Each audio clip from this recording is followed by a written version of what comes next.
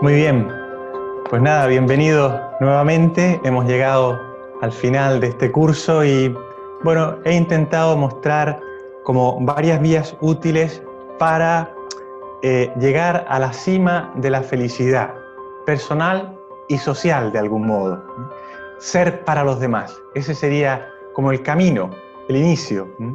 Vimos las dificultades que presentan los múltiples conflictos que es imposible evitar del todo, que producen una emotividad negativa, rabia, que se transforma en odio, envidia, bueno, y al final hacen sufrir a la persona que no perdona. Hace mucho daño todo ese tipo de emotividad negativa, tanto a la persona en concreto como a la sociedad. Son personas que a veces piensan solo en su propio yo, las personas que se dejan llevar por la rabia, por la envidia, por sus pensamientos, por sus cosas, por su bienestar. Es bueno intentar que la vida cristiana sea una vida de verdad para los demás, que es una locura bastante razonable, para decirlo con el título de un libro del profesor Joaquín García Huidobro, ¿no? El cristianismo es así, es una locura, pero una locura bastante razonable, porque al final uno sale ganando. En ese libro, el profesor García Huidobro hace referencia, recuerda cómo algunas personas destruyen todo sin pararse a pensar en nada. Son personas que tienen esa emotividad negativa, le dan rienda suelta y acaban destruyendo monumentos sin pensar en quién los ha hecho, por qué, sin pensar en los otros ciudadanos. En el fondo tienden a dar rienda suelta a esa emotividad tóxica. El cristianismo muchas veces es ir contracorriente, pero a mí me gusta más, prefiero utilizar el término ir, digamos, creando corrientes nuevas. Corrientes de amistad, corrientes de perdón, corrientes de amor. Esas locuras, pero muy razonables, de fraternidad. Muchas veces no será posible tener la misma idea del mundo. Eso es evidente. Sería una utopía pensar que todos pudiéramos dirigirnos hacia el mismo camino, por el mismo lugar, pensando exactamente igual. Pero quizás basta con compartir la común naturaleza humana y estar interesados en que muchos otros entren en esta casa común, que es la tierra, sin pasarles a llevar, sin pasarles por alto. Así surgen amistades reales, amistades que permiten darse, que permiten comprender. Terminamos la última sesión con esos versos, ¿no? Si tuvieses al justo de enemigo, sería la justicia mi enemiga. Y así entramos en el tema de hoy. Ama y haz lo que quieras. Esta frase de San Agustín ha sido utilizada mucho para los más diversos propósitos, ¿no? Y uno puede decir, nos preguntamos, ¿no? ¿Se puede ir contra la justicia por amor? ¿Se puede saquear por amor, como decía también esa poesía? ¿Se puede engañar por amor? ¿Se puede romper cualquier compromiso por amor? Bueno, intentaré profundizar en este tema ahora.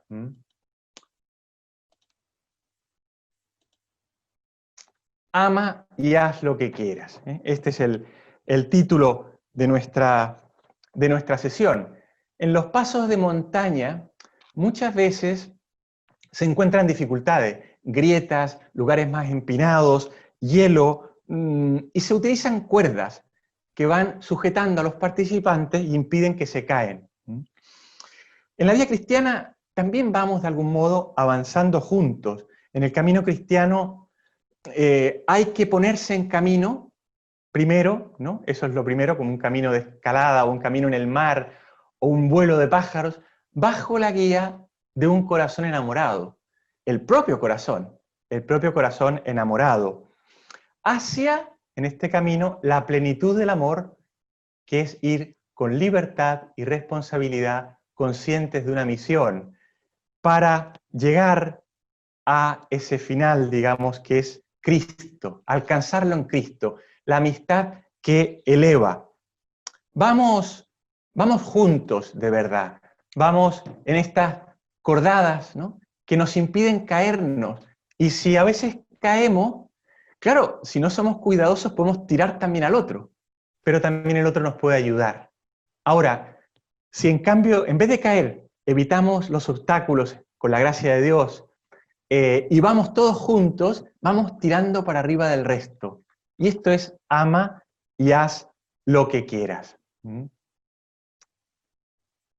Salgo un momento porque, claro, ama y haz lo que quieras, ¿no? San Agustín. Hay un psicólogo muy conocido, muy importante, que se llama Abraham Maslow, que ha, digamos, dado vuelta a esta frase, la ha tergiversado y dice: sé sano y haz lo que quieras. Para él, la clave del ser humano es la autorrealización, entendida como la meta de un proceso que comienza por apagar las necesidades básicas: la respiración, el descanso, la alimentación, el sexo.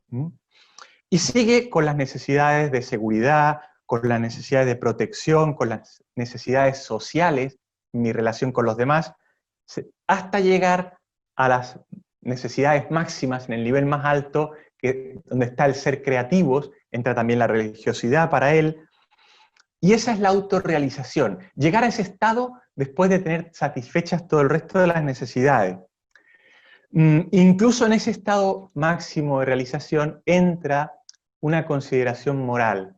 El problema es que para Maslow, claro, el peor invento de la sociedad es el que han hecho las religiones, el invento, según Maslow, del pecado original. El hombre es para él bueno por naturaleza, y las religiones, en especial la religión cristiana, ha inventado el pecado original que fastidia, que tira para abajo. Esto parece, y lo es, optimista, pero es poco realista. Todos nos damos cuenta y somos conscientes de que nuestra naturaleza está herida. Para Maslow, si mucha gente, dice él, se fuera a una isla desierta, formarían lo que él quiere en realidad: una ética científica, una ética donde triunfa, según él, ¿verdad?, el amor, donde triunfa la paz. Sería un grupo anarquista dominado por el amor, como una idea un poco de los grupos hippies, que no es que terminaran demasiado bien. Él, digamos, presupone que la gente es tan buena que iría a este lugar desierto, que llama en su fantasía eupsiquia, como la psiquis perfecta, como la paz absoluta, y allí pues nadie molestaría a los demás, todo el mundo querría tener sus necesidades básicas, el sexo, la alimentación, todo garantizado, y todo es bueno y para adelante.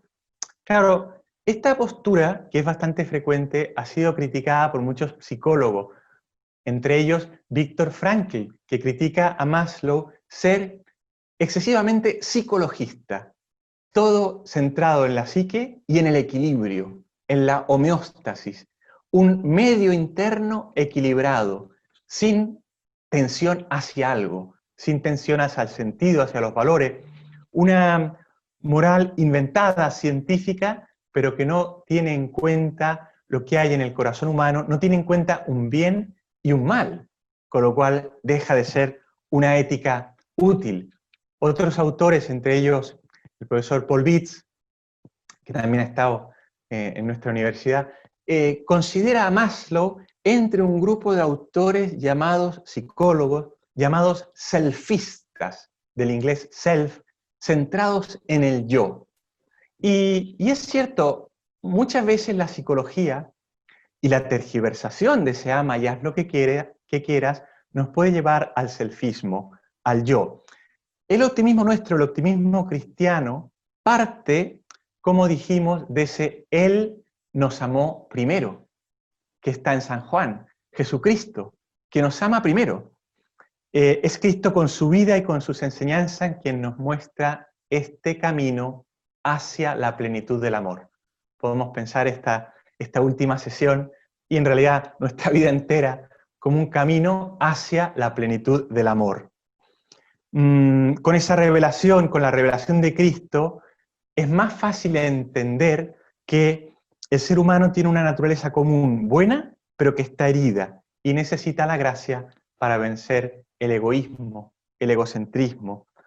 El ser humano es capaz de amar, sin duda, aunque tenga problemas, como dice Lewis o Lewis en una metáfora. Una planta tiene raíces y tiene que tenerlas abajo. Y tiene que tener también luz del sol arriba. Y las raíces no pueden dejar de estar en la tierra, sucias, de algún modo. Nosotros no podemos dejar de estar en la tierra. De hecho, para alcanzar el cielo, tenemos que ser muy humanos, estar en el humus que compartimos con los demás hombres, y muy sobrenaturales, mirar al cielo. Con esto de fondo se entiende mejor la frase de San Agustín, ama y haz lo que quieras, que se presenta como una norma de conducta. En realidad es ama a Dios y haz lo que quieras. Es el amor a Dios, la amistad con Él, los que nos permite hacer lo que queramos, ir con un proyecto seguro y avanzar hacia la plenitud del amor. Una pregunta que nos introduce en el primer tema es, ¿podemos dejarnos llevar siempre por el corazón? Como ese libro de Susana Tamaro, ¿no? Va dove ti porte il cuore. Déjate llevar por el corazón. Anda donde te lleve el corazón. ¿Es siempre posible? Vamos a intentar seguir viendo esta realidad.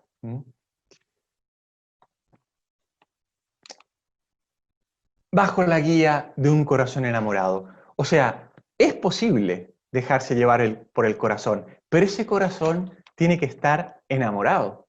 Ese corazón no puede ser cualquiera. Nos ponemos en camino, y es bueno ponerse en camino, tomando precauciones, tomando todo lo necesario, algo para el sol, dejando o tomando zapatos adecuados, un plano que nos lleve, que son las bienaventuranzas, la vida de Jesucristo, y la brújula.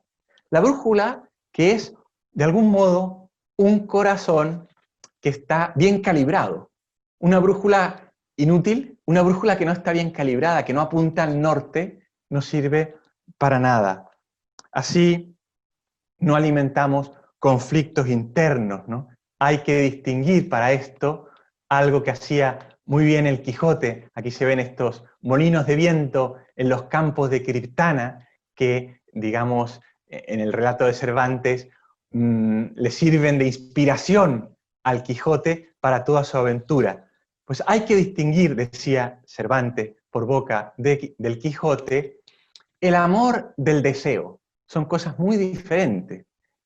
Porque no todo lo que se ama se desea, decía el Quijote, ni todo lo que se desea se ama. El amor verdadero sirve de guía, pero ese amor verdadero es sacrificio. Ese amor verdadero no se confunde con el placer. Ese amor verdadero sabe esperar. Es entrega, es esfuerzo, es constancia. San Agustín, en el contexto de su frase, ama y haz lo que quieras, que es el comentario de la carta a San Juan, ahí la menciona, habla del pueblo elegido en el desierto. Un desierto feroz, terrible, y dice, si no queréis morir de sed en ese desierto, bebed la caridad. Uno puede ir feliz, puede ir avanzando, puede tener los medios, pero tiene que beber. Y no puede beber solo al final, como los deportistas saben bien que para no deshidratarse hay que comenzar al principio de la carrera, al principio de la escalada, al principio del deporte, bebiendo. Porque cuando ya se siente la sed, puede ser demasiado tarde. Nunca en el terreno espiritual es demasiado tarde, pero vale la pena mantenerse siempre en camino bebiendo. ¿Bebiendo qué? De la caridad. Bebiendo de ese verdaderamente estar caminando hacia la patria definitiva, decía San Agustín, perdón. Esa caridad es la fuente que Dios quiso poner aquí. Ahí se bebe, en el desierto de esta tierra, para que no desfallezcamos en el camino, fuente de la que beberemos más abundantemente aún cuando lleguemos a la patria definitiva del cielo. La cita más amplia de San Agustín, que es muy bonita en esa primera carta, en el comentario a la primera carta de San Juan, dice así: así pues, de una vez, te da Dios este breve precepto: ama y haz lo que quieras. Si callas, calla por amor. Si gritas, grita por amor. Si corriges, corrige por amor. Si perdonas, perdona por amor. Exista dentro de ti la raíz de la caridad. De dicha raíz no puede brotar sino el bien. En clave psicológica es: conoce tu afectividad. No vivas con un desconocido dentro de ti. Y si callas, si gritas, si te enfadas, si lloras, si te enamoras, hazlo por Dios, con Dios de por medio. La autorrealización de la que hablaba Maslow es solo posible en el bien y implica salir de uno mismo con la caridad. Significa comenzar todo lo que hacemos teniendo en mente ese fin. Este es el segundo hábito, como muchos recordarán, de Stephen Covey en ese libro Los 7 hábitos de la persona más altamente eficiente. Beginning with the end in mind. Comenzar todo teniendo el fin en la cabeza. Y para un cristiano, ese fin es el amor de Dios. San José María decía con frecuencia: que busques a Cristo, que encuentres a Cristo, que ames a Cristo. Por ahí va el camino, el proyecto, donde con la gracia de Dios se consigue integrar armónicamente todas las emociones, la razón y la voluntad, que es la clave. Poder verdaderamente integrar todo. La luz de la inteligencia debe iluminar el corazón, y una vez ese corazón iluminado por la inteligencia, aquí tenemos el corazón, iluminado por la inteligencia, moverá a la voluntad. Me parece muy interesante esta conclusión de la primera parte, ¿no? ¿Va dove ti porta il cuore? Sí, pero si este corazón, que es bueno, al que cuesta llegar y a veces es como el centro de un laberinto, está iluminado por la inteligencia. En ese caso, el mismo corazón se transforma en fuerza, en motor, y mueve a la voluntad, porque la mueve con el bien, con la bondad, que a veces no es tan fácil encontrar en la naturaleza, donde en cambio sí que se encuentran la verdad y la belleza.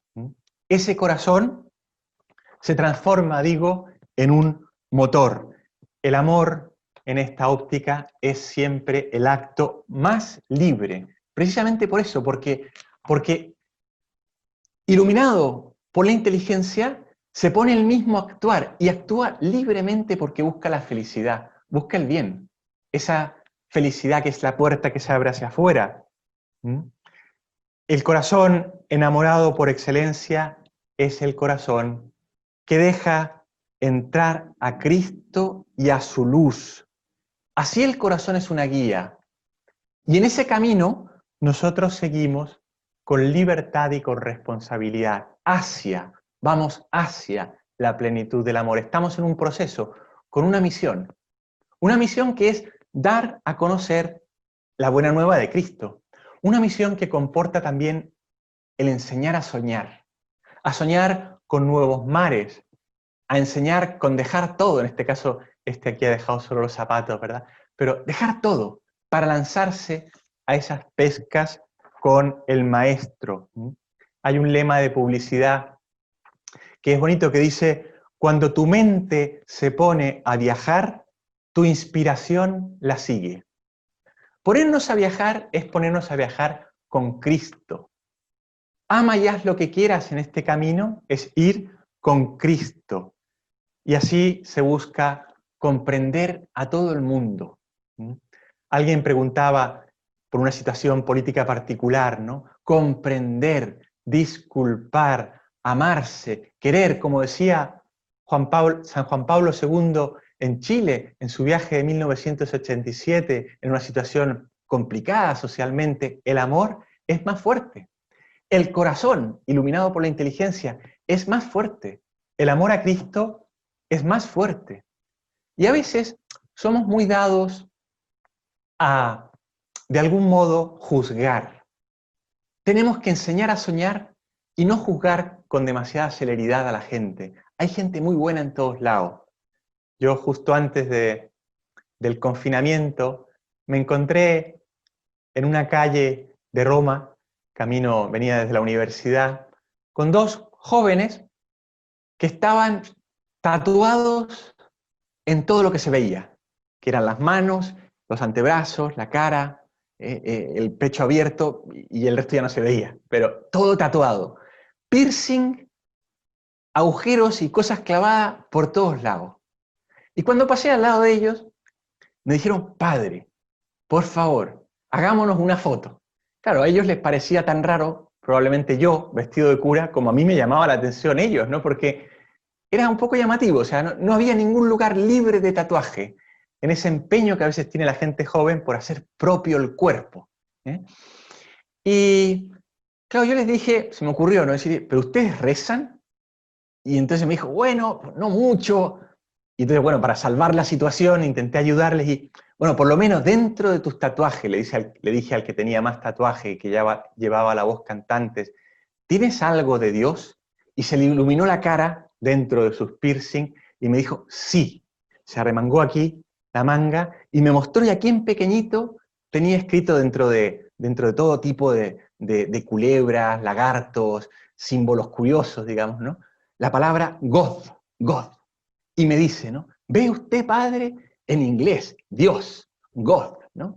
Claro, me ganó, y es verdad, ese hombre, como tanta gente en el mundo, buscaba a Dios, busca a Cristo, tiene, de algún modo, esos sueños tatuados en el corazón, palabra que empleó el Papa Francisco, ¿verdad? Todos los jóvenes tienen los sueños tatuados en el corazón. No juzguemos demasiado rápido. No juzguemos demasiado rápido. Recuerdo en una residencia de estudiantes en el norte, en un país del norte, que empezaron ahí a hablar en un momento de reunión familiar, todos los estudiantes y los directivos de la residencia, sobre el mundo de los tatuajes, ¿no? Bueno, y la gente, pues ahí en general decía, bueno, esto es un poco exagerado, esto de tener tatuajes, ¿para qué va? Y había uno de los estudiantes que provenía de un país donde se persigue al cristianismo, y muchas veces el ser cristiano puede llevarte de verdad a la muerte, todavía existe eso, ¿verdad? Este se callaba, no decía nada, y de repente cuando la gente criticaba los tatuajes, dijo, pues yo tengo un tatuaje. Y mostró aquí, en el cuello, agachó así el cuello, y tenía tatuada una cruz, la cruz de Cristo. Y explicó, en mi país, si saben que eres cristiano, algunos grupos extremistas, puedes terminar decapitado. Y yo por eso llevo la cruz en el cuello, para que nunca me arrepienta de seguir a Cristo, para que nunca me arrepienta de la verdad, de ese dar testimonio. Es muy bonito y nos sirve para seguir adelante con nuestra presentación. La verdad que es Cristo. Camino, verdad y vida, Cristo. La verdad, decía San Juan Pablo II cuando era Karol Wojtyła, ¿verdad? En este libro Persona y Acción, no aniquila la libertad, sino que la desata. Las virtudes no están pasadas de moda. Las virtudes que son la verdad sobre el hombre no están pasadas de moda y vale la pena esforzarse. En ese sentido, el hombre templado es patrón de sí mismo. El hombre templado está en mejores condiciones de soñar, de seguir adelante en su camino, y ese esfuerzo requiere tensión. La autorrealización verdadera no es solo equilibrio, requiere tensión, requiere responsabilidad, saber responder amablemente, responder a alguien que te da esa misión. Porque la misión, si existe, si yo la considero, exige un alguien. De aquí viene algo que es muy interesante para proseguir el camino, la fuerza de la voluntad, que organiza las resistencias, que es fuerza de tensión, que termina por producir la paz verdadera. Se ha hablado poco de la paz como emoción fundamental. Yo no sé si exactamente se podría considerar una emoción, es poco estudiado, lo dejo para el futuro, lo dejo como un trabajo para realizar, pero la paz viene de la fuerza del amor, la paz viene de saber ser responsables, que es esa libertad positiva o para algo, es otra forma de definir responsabilidad, para algo, para una misión.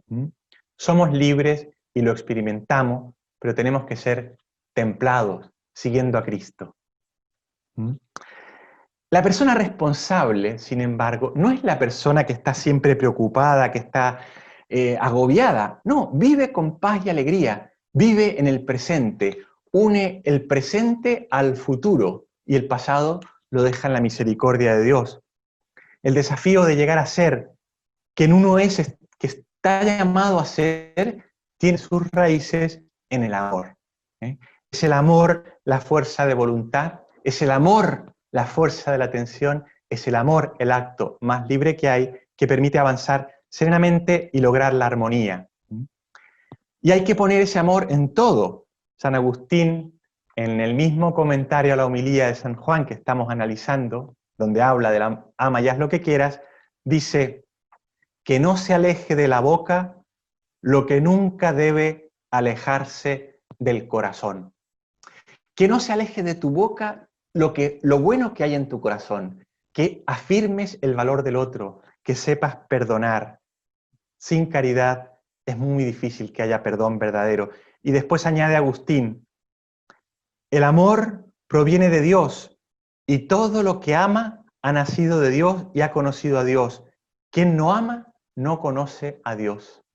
¿Por qué? Porque Dios es amor. ¿Qué más pudo decir San Juan?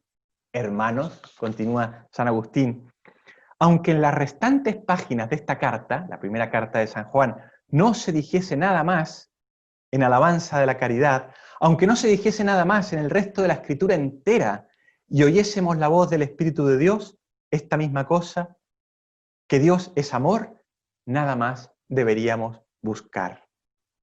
A veces, en esta búsqueda, sin embargo, se encuentra el desierto, hay dificultades. San Francisco de Sales, en su introducción a la vida devota, habla de esa aridez, de esos momentos difíciles en el camino, en que estos sueños se hacen más complicados de alcanzar, que esos sueños tatuados en el corazón parecen irreales, irrealizables. Y el primer consejo de San Francisco de Sales es hacer examen sobre las posibles causas y con un optimismo que refleja muy bien la capacidad psicológica de los santos sin ser psicólogos, dice, si hallamos la raíz de esta aridez en nosotros mismos, demos gracias a Dios.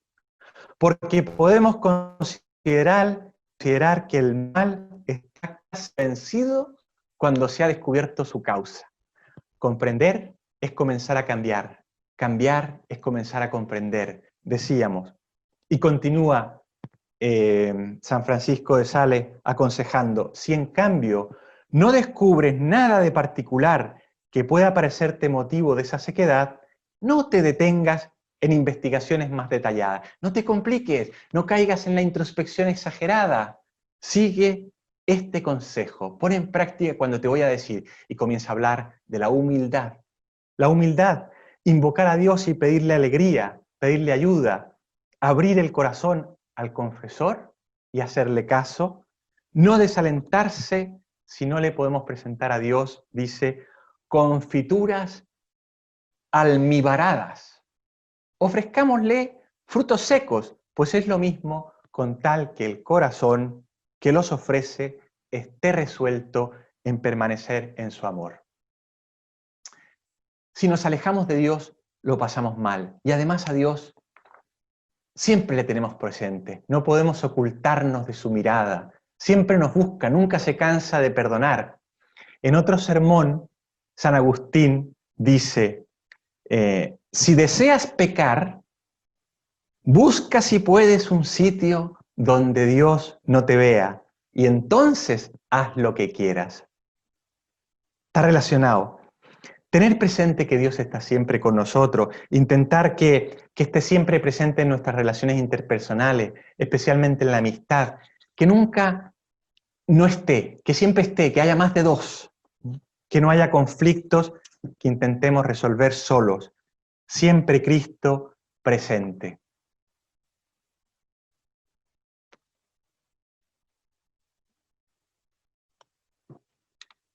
Porque la madurez es un proceso de salir de uno mismo. El alcanzar esos sueños, el camino hacia esa madurez, este segundo punto del que estamos hablando, con libertad y con responsabilidad para una misión, comienza saliendo de uno mismo. Sigue, este salir de uno mismo comienza, con una seguridad emotiva, con saber conocer mis emociones.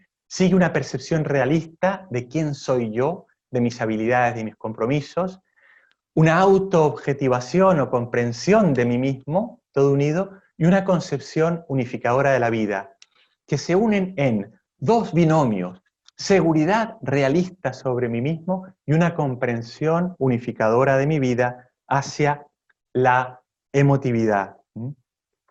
Bien, pues de aquí pasamos al tercer punto, que es la amistad que eleva. La amistad que eleva, ¿cómo llegamos a esa plenitud verdadera del amor? Con la amistad que eleva, que está en Cristo, a quien tenemos el Cristo Redentor de Río de Janeiro, con sus brazos abiertos para abrazar a todos, como Jesucristo en la cruz. Se llega así a la plenitud del amor, esa autorrealización, que es tener una voluntad empujada por un corazón iluminado, una voluntad movida por el amor, por el bien, que se guía por lo bueno. Jesús llama, se recuerdan bien, ¿verdad?, a sus discípulos amigos. Y esa amistad es la misma amistad que consiguió la curación del paralítico, el perdón de esa mujer pecadora, la amistad de Cristo, que nos llama a todos nosotros amigos. Nuestra misión no es ir en solitario. No vamos por el desierto solos y quizás sin beber y agobiados. Vamos con la ayuda de los demás. Y en esto es la clave, la amistad. Porque si no, esto se hace muy difícil y abandonamos todo. Queda el desierto puro y duro. Y a veces a lo mejor de ese desierto vale la pena salir si lo vamos recorriendo solo, porque estamos llamados a darnos, a buscar y hacer la vida más agradable a los demás, a todo el mundo, especialmente a los más necesitados, a los más pobres, hacerles la vida agradable, cantar para ellos, bailar para ellos, mostrarles nuestro afecto, mostrarles a Cristo. Esta foto está tomada por un amigo, Japo García, lo pueden buscar en Flickr, y la sacó justo justo después del confinamiento, y refleja muy bien esas diferencias de generaciones, esas diferencias con tantas personas, pero para alegrar a un ser humano se hace lo que haga falta. Para llegar al corazón de otro se hace lo que haga falta, con esa sencillez, con esa humildad de los niños. Estando disponibles, que es parte de nuestro modo de afrontar el trabajo, nos decían también ayer, y con sacrificio, por un proyecto común, por el proyecto que es propio de los amigos, una amistad que llega muy lejos, Estando con un sacerdote mayor en Roma hace unos años, en una iglesia, se acercó un señor también ya en sus años y le dijo a este sacerdote: Padre, dígame algo. Y este sacerdote dijo: ¿pero qué te voy a decir? Yo no soy el oráculo. Pero dijo: dígame algo. y este sacerdote le dijo, que seas bueno. Y recuerdo que ese señor ya comenzó a llorar, como una Magdalena. ¿Y por qué lloras?, le preguntamos. Lloro porque es lo mismo que me decía mi madre. Que seas bueno. Le había saltado eso a la cabeza. Bueno, es muy interesante ser buenos. Esta es la plena autorrealización. Ser buenos, ser buenas personas, tener un corazón bueno, capaz de darse, capaz de acoger a la persona diferente, a la persona que piensa distinto, a la persona más necesitada por bienes materiales o por sufrimientos de cualquier tipo. San Agustín, en el comentario de la misma carta que estamos teniendo en la cabeza, dice, también el malo puede poseer todos los ritos y símbolos sagrados, pero lo que no puede es ser malo y poseer la caridad. Tenemos que ser buenos. Y además de ser buenos, tenemos que parecerlo. Porque claro, no se trata de ser, digamos, solo parecer bueno, pero el que es bueno y no lo parece nunca, bueno, no está explicado, porque hace una virtud poco atractiva. Es un modelo que quizás se puede admirar, pero no se le puede amar. La amistad, esta amistad que eleva, esta amistad máxima, que es Dios que te toma de la mano, que es Cristo que te abraza con su brazo, es la amistad unida a la caridad. Es el llegar a la plenitud del amor. Ama y haz lo que quieras. Es la plenitud última. Esa amistad es la de los hijos de Dios. Después de su resurrección, Jesús ya no nos llama hijos, nos llama hermanos. Da un salto todavía más porque nos mete dentro de la Trinidad. La verdadera autorrealización es solo posible la verdadera autorrealización en el bien moral. La autorrealización de otro estilo no cabe. Nos podemos realizar solo realizando el bien moral, estando pendiente de los demás y estando con los demás. Como decía también San José María, el diamante se pule con el diamante y las almas con las almas. Todos juntos vamos camino del cielo. La amistad que eleva es la amistad con Cristo. El ser humano lleva grabada esa ansia de amistad que bien puede llamarse amistad eterna. No se contenta con algo pasajero.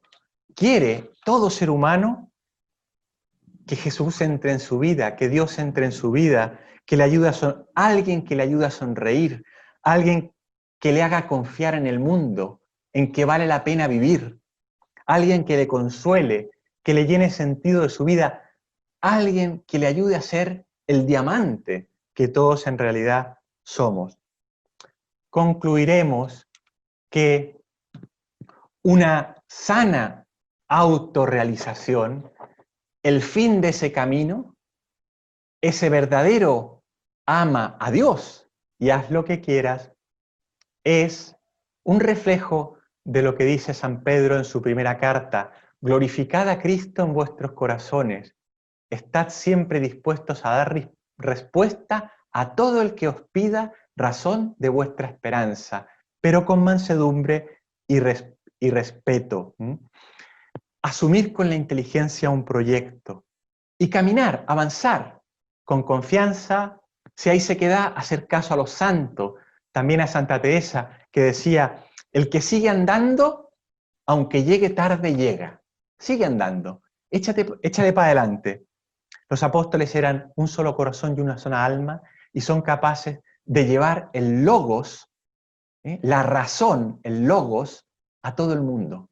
El sentido y los valores, esa palabra logos griega que tiene tantos significados, son más de 3 páginas en los diccionarios, ¿no? Y el Papa Francisco decía, nuestra esperanza no es un concepto o un sentimiento, sino una persona. Es el Señor Jesús, a quien reconocemos vivo y presente en nosotros y en nuestros hermanos. Hacia el final de la homilía suya, esta que estamos hablando, San Agustín dice, Prestad atención a lo que os voy a decir. ¿Os ha gustado que hable de la caridad? ¿Os ha gustado que hable del amor de Dios? Como si fuera un jarrón maravilloso. ¿Cuánto más grande será Dios cuando se vuelque en vosotros? El tesoro más estupendo que Dios te lo da, que no se puede comprar, que no se puede ofrecer, pero Dios te lo regala. Si te lo da, reténlo, dice. Si cuando la caridad se menciona resulta dulce, ¿cómo resultará cuando se la posea?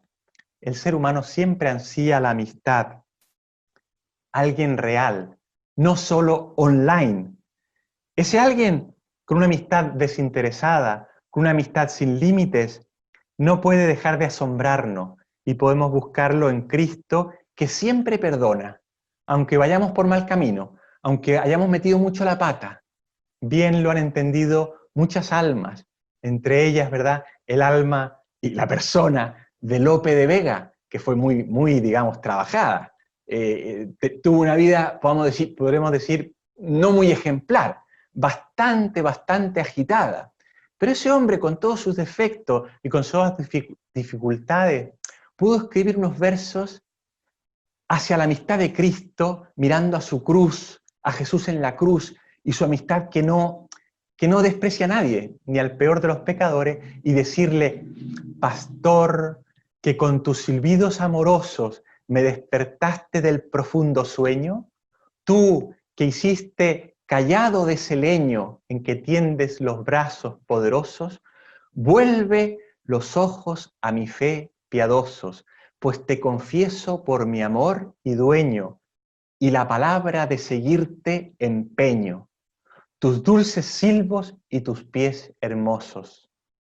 Oye, pastor, pues por amores mueres, no te espantes del rigor de mis pecados, pues tan amigo de rendidos eres. Espera, pues, y escucha mis cuidados. Pero, ¿cómo te digo que me esperes si estás para esperar los pies clavados? Qué bonita es esta poesía con la que termino esta sesión que hemos comenzado hoy, la última. Y quisiera, en 3 minutos, hacer no una conclusión general del curso, porque es imposible, pero resaltar 3 ideas para dar paso luego a las preguntas. Ser para los demás, ser buenas personas, perdonar, dar verdaderamente esos pilares, el perdón y la amistad, pilares de la paz personal, pilares de la paz social. No confundir las sensaciones con sentimientos, cuidar de las heridas que solo se pueden curar con Cristo, dar importancia a la coherencia, a la unidad de vida. Hay un proverbio kikuyo que dice: no existe una montaña tan alta que nos pueda separar de quien amamos. Vamos en ese recorrido hacia Cristo. Por esto este ha sido el final. Les hablé de varias montañas a lo largo de estas sesiones. Les hablé de unas montañas en Kazajistán. Les quería hablar de otra montaña que se llama el Kantengri, Señor del Cielo, la montaña de 7.000 metros más al norte que existe en el mundo, en esa misma cadena montañosa entre China, Kazajistán y el Kirguistán. El Señor del Cielo, cuesta mucho escalarla, pero vale la pena. Y ahí está, en el fondo, Dios, el Señor del Cielo, que es el Kantengri, principio y fin, o fin y principio. Aquí también acaban estas sesiones, de las cuales quería dejarles esta página web y esta imagen de la montaña. Vale la pena alcanzarla, vale la pena ponernos en camino y no estamos solos. Pues aquí hemos acabado las clases de hoy y las sesiones. Padre Wenceslao, yo, aparte de ser sacerdote, evidentemente, soy psicólogo clínico y atiendo a muchos sacerdotes y religiosas. Y veo que en los últimos tiempos, más ahora en esta realidad de la pandemia, dos características traen las personas. Primero, la inseguridad y segundo, la inestabilidad. Y en este contexto se desarrolla frecuentemente, sobre todo en sacerdotes y religiosas que son superioras, que tienen responsabilidades fuertes, este problema del burnout o el cansancio de los buenos. Le pido por favor si pudiera darme algunas pautas para el trabajo terapéutico o de acompañamiento espiritual que también hago con estas personas consagradas. Muchas gracias, Padre, Dios lo bendiga, muy amable por todo lo que nos ha dado, ha sido muy valioso especialmente para mí. Muy bien, de nada, gracias a ti. Vamos a ver, pautas, ¿no? Yo diría, es verdad, en esta situación de pandemia en que nos encontramos es difícil, en los lugares donde llevan mucho tiempo de aislamiento se hace más difícil, pero, claro, ¿cuál es el núcleo de nuestra vida? Hay un Dios que me quiere y está cerca mío, aunque estemos aislados, aunque estemos en pandemia. Luego vale la pena cuidar, como alguna vez dije en alguna pregunta, todos los aspectos fisiológicos, tomar el sol, ver cómo está la vitamina D. Uno a veces puede tener una gran fe y mucho entusiasmo, pero esa base también, que son pues esos aspectos fisiológicos pueden estar descuidados. Vale la pena cuidarlo. En la página madurezpsicológica.com hay un artículo en que se dan algunos tips para la salud mental en la pandemia. Y ahí hay varias cosas que han salido también en muchos medios. ¿Qué hacer, no? Tener el tiempo ocupado, tener un horario, dedicarse a los demás. En el fondo este recorrido de salir de los demás también vale en una situación de pandemia. Tomarlo con buen humor, pero insisto, sin descuidar los aspectos fisiológicos. El sueño, el descanso, el tomar el sol si se puede, que muchas veces se puede, el tomar vitamina D, el salir a pasear, que en algunos sitios se puede más o menos, ¿no? Cuidarlo mucho. Y bueno, ver un sentido a este sufrimiento. El Papa Francisco ha hablado bastante de que después de esto ojalá haya un cambio de la humanidad. Pienso que todos estamos de acuerdo en que la humanidad no va a cambiar si no cambiamos nosotros. Bueno, pienso que por ahí puedes tirar. Más tips puedes encontrar del punto de vista psicológico en esa página. Me gustó el ejemplo de que la planta tiene sus raíces y sus ramas para el sol. En esta temporada, como sacerdotes nosotros, realistas en lo que es el mundo concreto donde vivimos, y desde el plano de Dios que el sol metafóricamente nos representa, nos ilumina, ¿cuáles consejos darías, Padre, a todos mis hermanos sacerdotes, a nosotros, para tener presente en esta temporada de la pandemia, desde el plano humano y desde el plano divino? Digamos, o sea, los consejos más o menos han ido saliendo, ¿no? O sea, desde el plano humano son, ya digo, ¿no? El cuidar mucho, el tener un horario. Como siempre, cuidar la alimentación. Es bonito, si no estás solo, si no vives solo, digamos, en la casa, comer con los demás, siempre que se pueda. Hay un autor que dice que el ser humano cuando come alimenta el cuerpo y el espíritu, a diferencia de los animales. En realidad hay tantas cosas que nos diferencian de los animales. Por eso decíamos, ¿no?, que los piratas le decían a Pompeo Magno, mientras más te comportas como hombre, más te asemejas a los dioses. Bueno, desde el punto de vista humano, yo recomendaría todo lo humano, comportarse como ser humano, que incluye el darse a los demás, el abrirse y todos esos aspectos fisiológicos. Y desde el punto de vista sobrenatural, rezar, confiar en Dios, no perder nunca la esperanza, que está unida a la autonomía, que nos lleva a poner todos los fines, y a la identidad, nos sostiene. Es el aspecto emotivo de la identidad, algunos dicen. Muy buenos días. Primero le agradezco mucho por todo esto, que Dios le siga dando santidad y que pues también esa capacidad de sabiduría que le da con esos dones, ¿verdad? Una reflexión y después paso a la pregunta rapidito. Usted decía de que la verdadera autorrealización está en el bien moral. Y yo en eso, un profesor de religión que es rapero también, me decía, a veces no hay que caer en el peligro de estar en lo políticamente correcto y lo moralmente correcto. Entonces, ahora con todos los medios, con todas las cosas nuevas que hay, hay que tener la situación de diferenciar lo políticamente correcto y lo moralmente correcto, ¿verdad? Y con la pregunta es, usted hablaba acerca del amor, y ahora con las redes sociales, pues yo trabajo con jóvenes, pues también con adultos, y existe, pues a veces unas concepciones de amor que son un poco erróneas, ¿verdad? Entonces, ¿cómo discernir entre amor o capricho y necesidad egoísta? Entonces, así unos pasos prácticos, ¿verdad? Yo sé que a lo largo lo ha dicho, pero al menos hay alguna directriz. Has tocado un punto muy importante, ¿verdad? Que es la unidad de vida, la coherencia en todo, la unidad de vida que hemos de tener siempre. O sea, actuar en todo del mismo modo, con los mismos principios. Un político tiene que actuar de acuerdo a su moral, no puede actuar diversamente. La política verdadera es el bien común de los pueblos, no es el bien común del bolsillo del político de turno, ¿verdad? Y entonces, en la política entran los mismos principios morales. El bien y el mal son objetivos. Y cuando hay coherencia, allí hay salud mental también. Si no, la persona se rompe. Por eso, Karol Wojtyła decía, ¿verdad? La verdadera autorrealización es la autorrealización en el bien moral, en el bien ético. Porque existe un bien, existe un modo de hacer las cosas de acuerdo a ese bien. Existe un modo de hacer las cosas bien y un modo de hacer las cosas mal.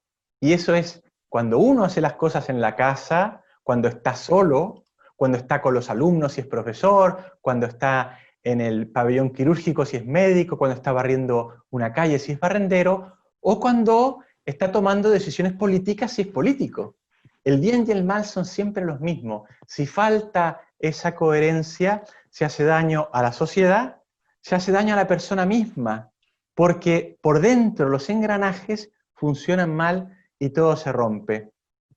Me preguntabas también por algunos tips, ¿no?, para movernos, digamos, más claramente por el amor verdadero. Es cierto, en las redes hoy en día abundan ejemplos de amores falsos, en lo cual los políticos son cómplices y por tanto responsables, porque la pornografía debería estar prohibida por ley, como está prohibido por ley en la mayoría de los países, ¿verdad?, robar. Y la pornografía es un robo muy peligroso, un robo de intimidad.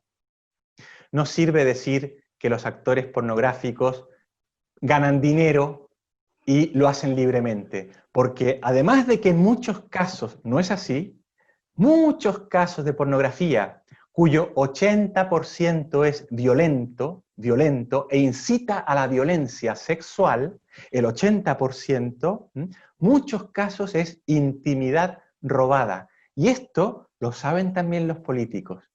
¿Por qué no caen en la coherencia de prohibirla?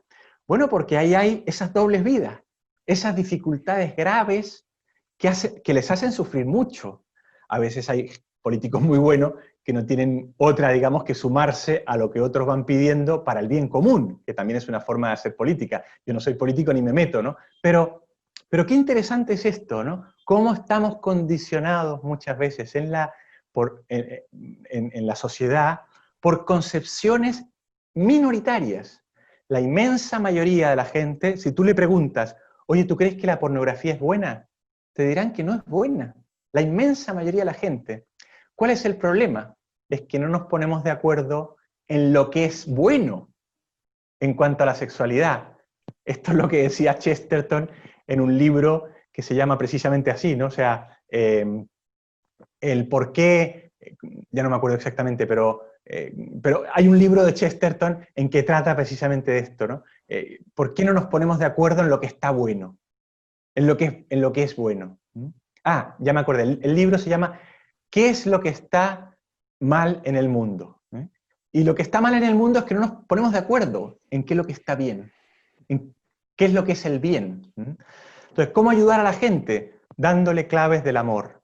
El amor verdadero sabe esperar, el amor verdadero incluye el sacrificio, el amor verdadero es por los demás, no es egoísta, el amor verdadero sale de uno mismo, el amor verdadero no roba, el amor verdadero no corta las alas del espíritu como corta en cambio la sexualidad transformada, o mejor dicho, dejada al instinto puro, sin ser convertida en tendencia de amor, que es lo propio del ser humano.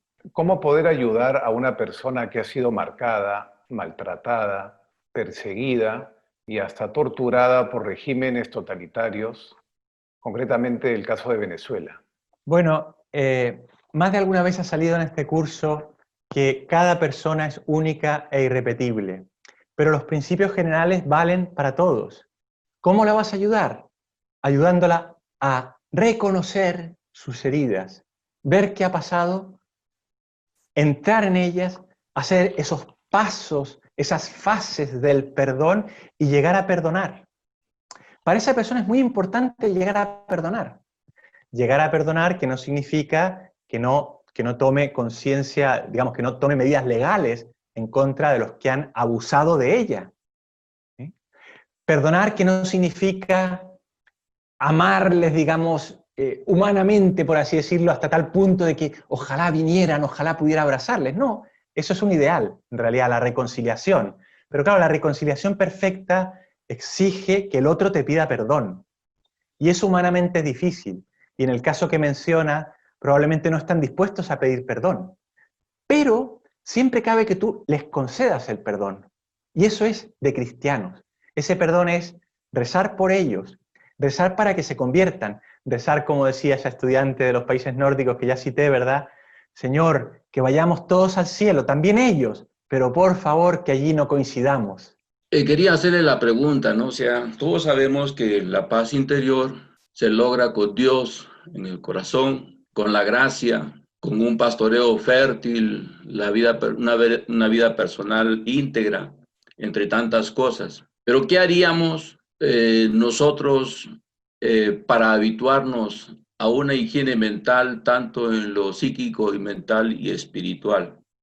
No sé si podría darnos, ante todo, ya pues un consejo más pastoral aplicado a nuestra realidad, que nos ayude mucho a nosotros. Bueno, he intentado a lo largo del curso dar algunas pautas de higiene mental, sin llamarlas siempre así, pero claro, por ejemplo, para un sacerdote, y para todos, ¿verdad?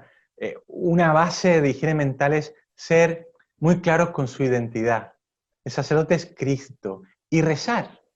La oración es fundamental, tener esos momentos de silencio interior, de paz, desconectar mucho con sonidos exteriores e interiores, ponerse frente al sagrario, ponerse frente a ese Cristo que está allí esperando, aunque decía Lope de Vega, pero ¿cómo te digo que me esperas si estás para esperar los pies clavados? Estás en la cruz. Hablar con Él, dirigirse a Él, meterse por esos caminos de oración que es profundizar en el Evangelio, contarle nuestra vida.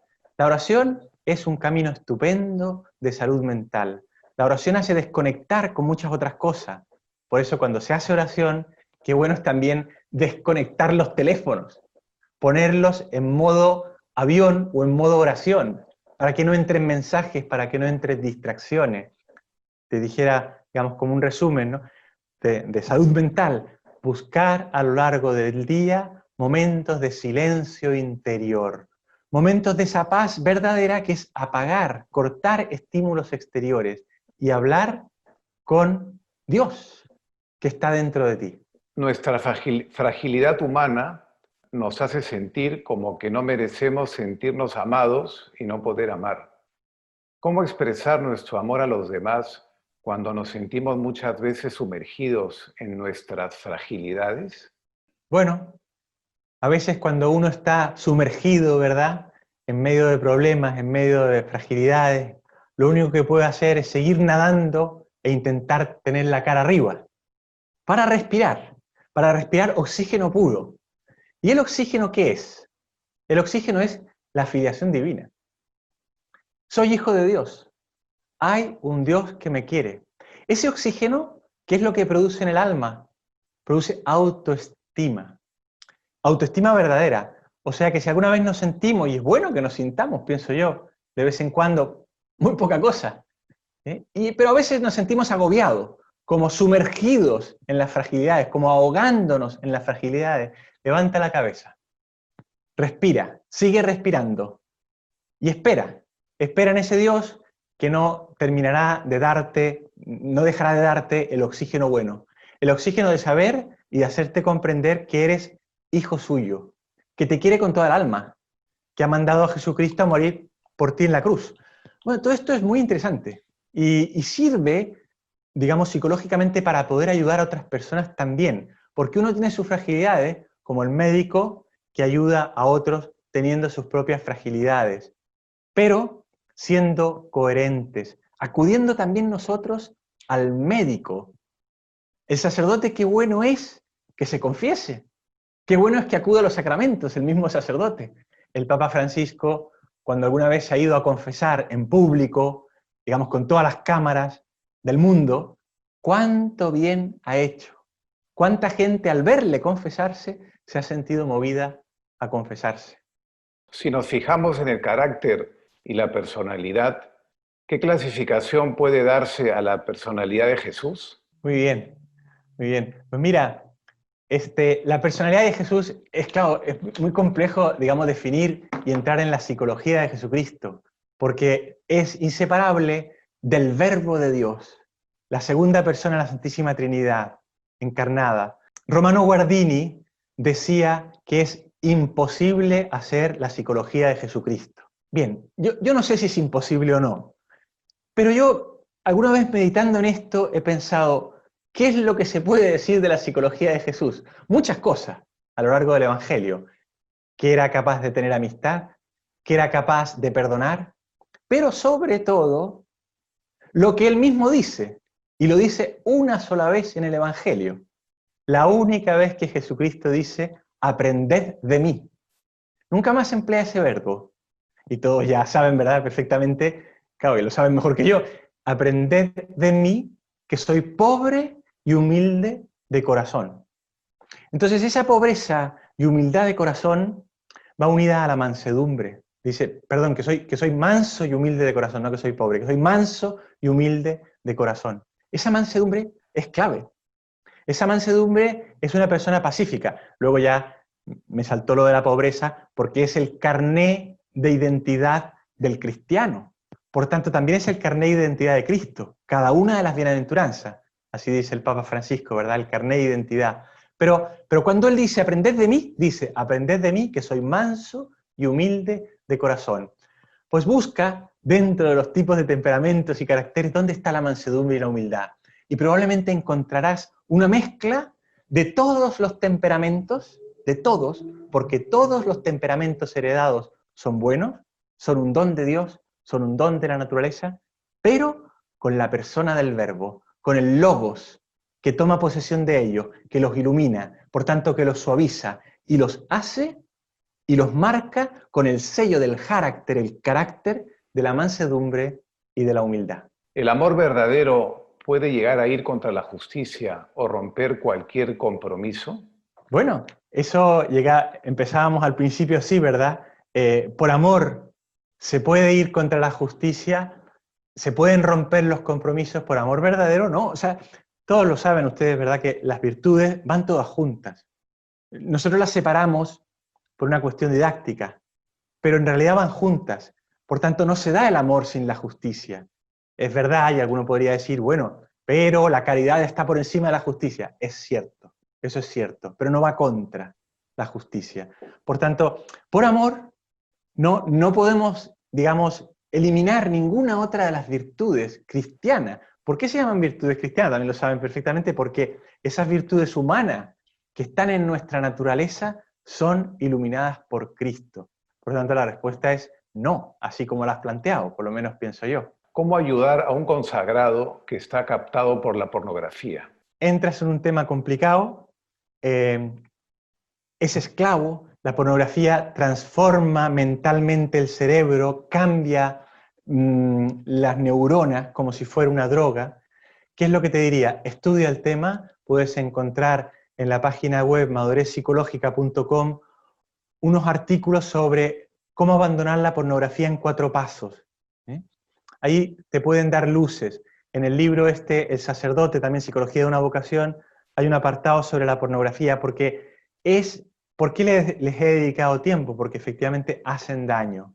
Y hacen un daño que de algún modo va hundiendo a la persona física, psíquica y espiritualmente, porque cambia la configuración neuronal del cerebro. Pero, ¿cuál es, digamos, lo más importante para salir de una adicción?